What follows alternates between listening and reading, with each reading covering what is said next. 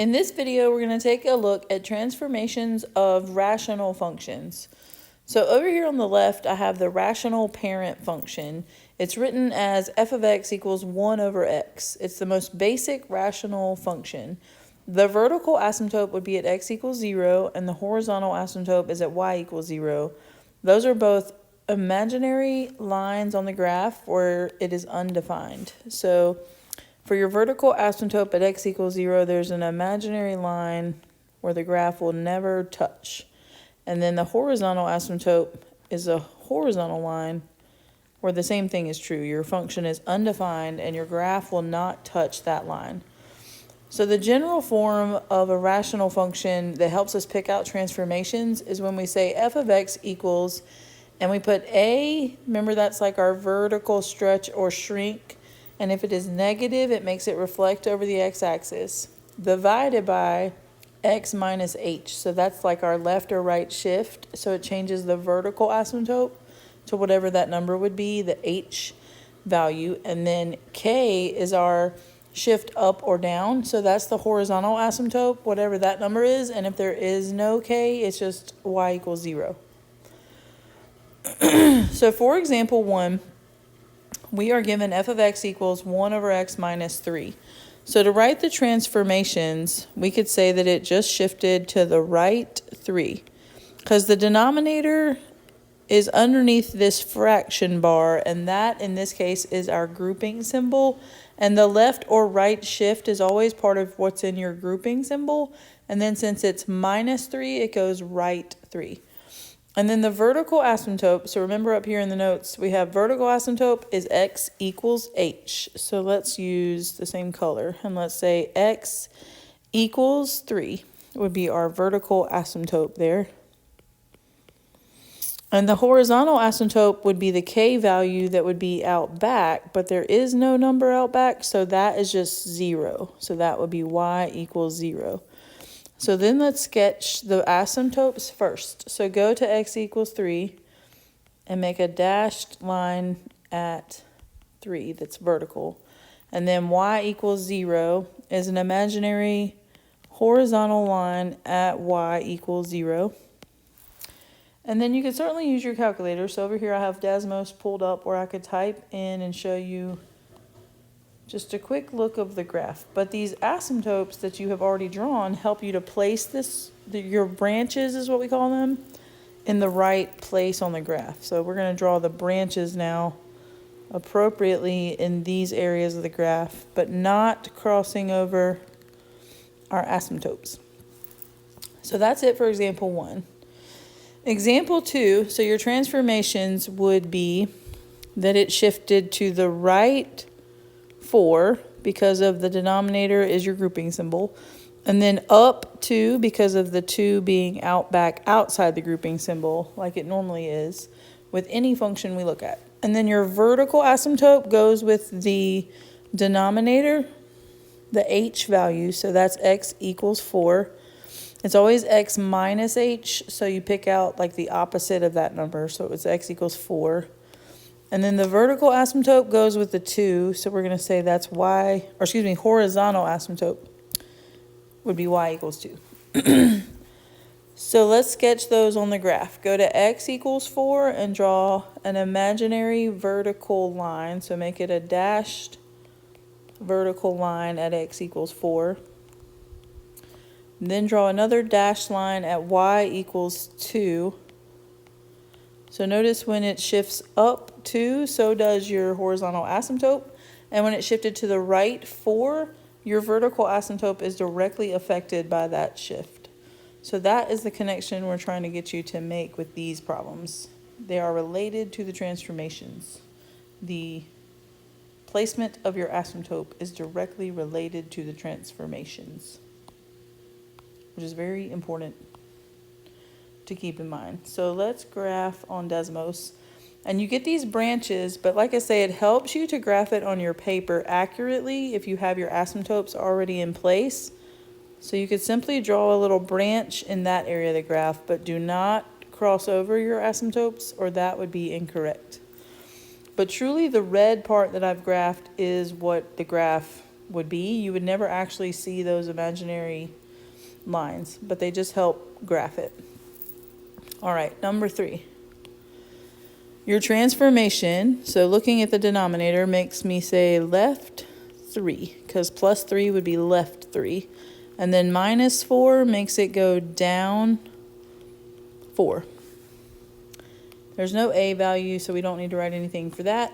The vertical asymptote goes with the denominator, so change that sign and say that would be x equals negative 3. Then the horizontal asymptote goes with the k, so that would be y equals negative 4.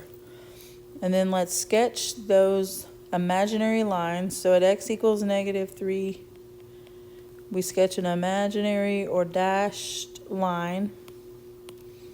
And at y equals negative 4, we sketch an imaginary line down there. And those are our asymptotes. Then let's just type it in to see where the graph would end up.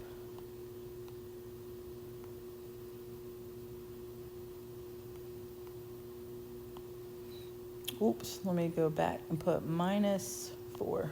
Okay. So it's in this area of the graph and this area of the graph. But the asymptotes help you to very easily put those on your graph. You will not be asked to do more specific points for rational functions, so those asymptotes are super important for you to graph to make your graph as accurate as we expect you to be, but no further points would be needed. Like you don't need to pick out multiple points on each branch, for example. Let's look at a few more. So number 4 has some transformations going on. So we have a 2 for our a value. So if a equals 2, that means there is a vertical stretch by a factor of 2.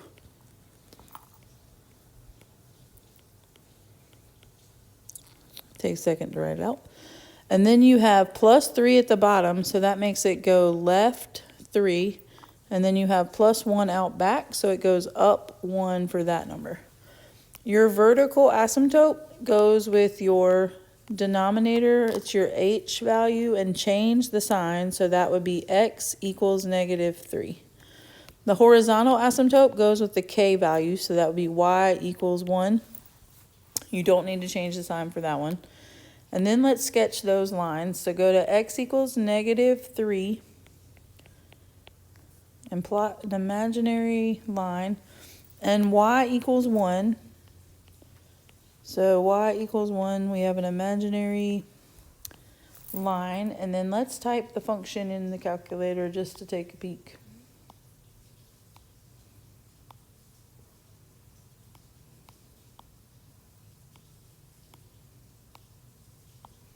Okay, so you get to see the graph and easily decide that your branches will go in this area of the graph, but not cross over those asymptotes. And then this area of the graph. But again, don't cross the asymptote. All right, so number 5, we have a negative 3 this time. So if a equals negative 3, it's two things. It's that a is a negative, so that makes it reflect over the x-axis. And then the 3 is separate from the negative. So 3 makes it have a vertical stretch by a factor of 3.